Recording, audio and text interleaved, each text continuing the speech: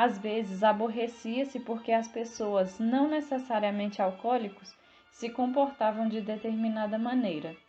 Ele reclamava, sentia-se culpado, arrependido e usado pelas pessoas. Raramente, contudo, sentia-se próximo delas. Raramente se divertia. Durante muitos anos, Randel achou que seu dever era preocupar-se com as pessoas e envolver-se em seus problemas. Ele chamava seu comportamento de bondade, preocupação, amor e, às vezes, simples indignação. Agora, depois de obter ajuda, ele o chama de codependência. Às vezes, o comportamento codependente se torna inextricavelmente ligado ao fato de ser uma boa esposa, uma boa mãe, um bom marido, um bom irmão ou um bom cristão. Hoje, na casa dos 40 anos, Merlis é uma mulher atraente quando se cuida. A maior parte do tempo, entretanto, está ocupada cuidando dos 5 filhos e do marido, que é alcoólico em recuperação. Ela dedicou a vida a torná-los felizes, mas não conseguiu. Geralmente, ela fica zangada por não ver seus esforços reconhecidos, e a família se zanga com ela. Faz sexo com o marido quando ele quer, não importa como se sinta. Gasta grande parte do orçamento da família em roupas e brinquedos para as crianças, ou o que elas queiram. Ela transporta, lê, cozinha, limpa, beija e acaricia aqueles à sua volta, mas ninguém nunca lhe dá nada. Às vezes, nem mesmo dizem obrigado. Merlis sente-se por doar-se permanentemente às pessoas em sua vida. Ressente-se sobre como as necessidades de sua família controlam sua vida. Ela escolheu enfermagem como profissão e constantemente se ressente por isso. Sinto-me culpada quando não faço o que me pedem. Sinto-me culpada quando não satisfaço meus padrões de mãe e esposa. Sinto-me culpada quando não correspondo aos padrões que os outros estipularam para mim. Simplesmente me sinto culpada. Na verdade, programo meu dia e minhas prioridades de acordo com a culpa. Por tomar conta de tantas pessoas, ressentir-se com isso e não esperar nada em retorno significa que Merlis é uma boa mãe e esposa?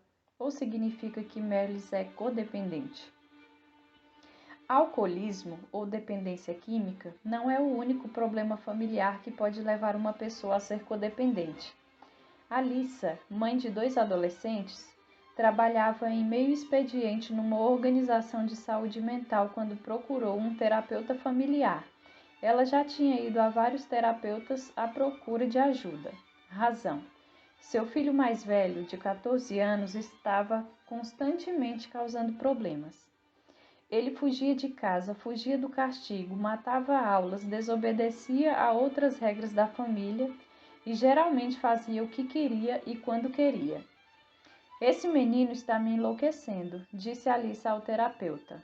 Ela falava sério, preocupava-se demais. Às vezes ficava tão deprimida e atormentada que não conseguia sair da cama. Tentara tudo o que podia para ajudar o filho. Colocara-o em tratamento 3 vezes e carregava toda a família de terapeuta a terapeuta. Alissa também tentou outras técnicas. Ameaçou, gritou, berrou e implorou. Ficou brava e chamou a polícia. Tentou o carinho e o perdão. Tentou até fingir ignorar quando o filho agia de forma errada. Trancou-o fora de casa. Atravessou o estado para trazê-lo de volta quando ele fugiu de casa. Embora seus esforços não ajudassem o menino, Alissa estava obcecada em fazer o impossível para ver os erros de seu comportamento e ajudá-lo a mudar. Por que ele está fazendo isso comigo? Perguntou ela ao terapeuta. Ele está destruindo minha vida.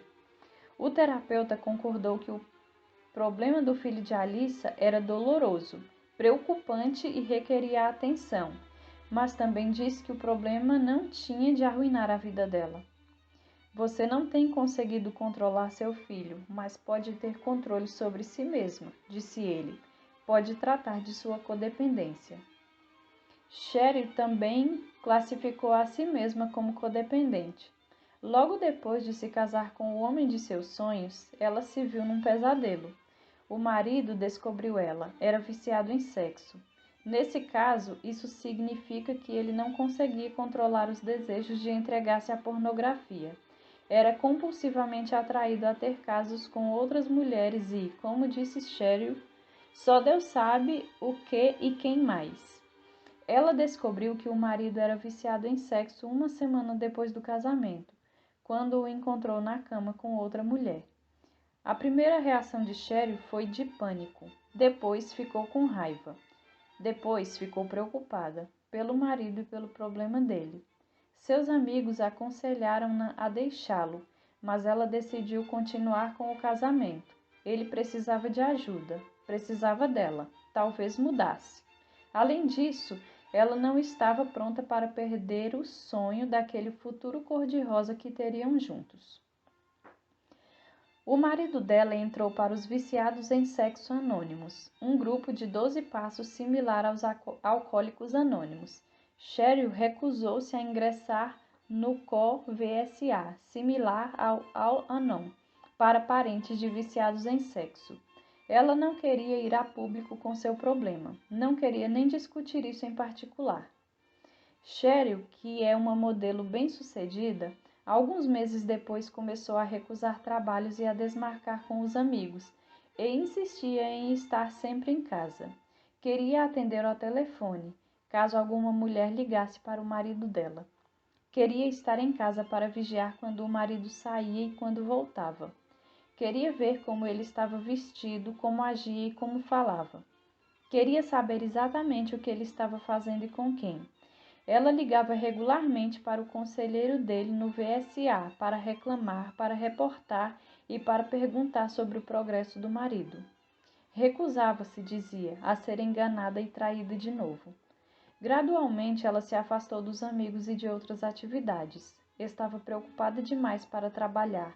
Tinha vergonha demais para conversar com os amigos. O marido teve vários outros casos amorosos. Seus amigos estavam frustrados com ela por continuar com ele e constantemente choramingar sobre como era terrível ser casada com ele. Eu não conseguia ficar perto de meu marido, não sentia nada por ele além de pena, mas mesmo assim não conseguia deixá-lo, disse Cheryl mais tarde. Não conseguia fazer muita coisa além de me preocupar e vigiá-lo. Ela contou ainda. A gota d'água foi a noite que corri atrás dele com uma faca. Foi o mais baixo que cheguei. Eu corria pela casa toda gritando em fúria, quando de repente me dei conta pela primeira vez de mim mesma.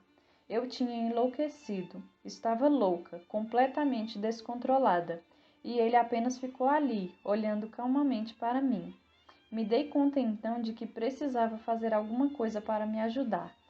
Cheryl entrou para o COVSA logo depois daquele incidente, e nas reuniões ela começou a classificar sua perda de controle como codependência e a si mesma como codependente.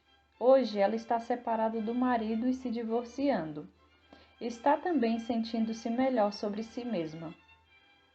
Embora os exemplos anteriores sejam dramáticos, a codependência não é necessariamente sempre tão intensa, e nem sempre envolve experiências com pessoas profundamente perturbadas. Kristen é casada, tem 2 filhos pequenos e não sabe de nenhum problema de alcoolismo ou desordens compulsivas em sua família, próxima ou distante.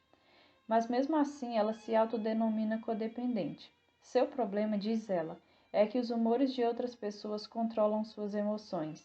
E por outro lado, ela tenta controlar as emoções deles. Se meu marido está feliz, eu me sinto responsável por isso, então sou feliz. Se ele está aborrecido, sinto-me responsável por isso também. Fico ansiosa, desconfortável e aborrecida até que ele se sinta melhor. Tento fazê-lo sentir-se melhor. Sinto-me culpada se não consigo.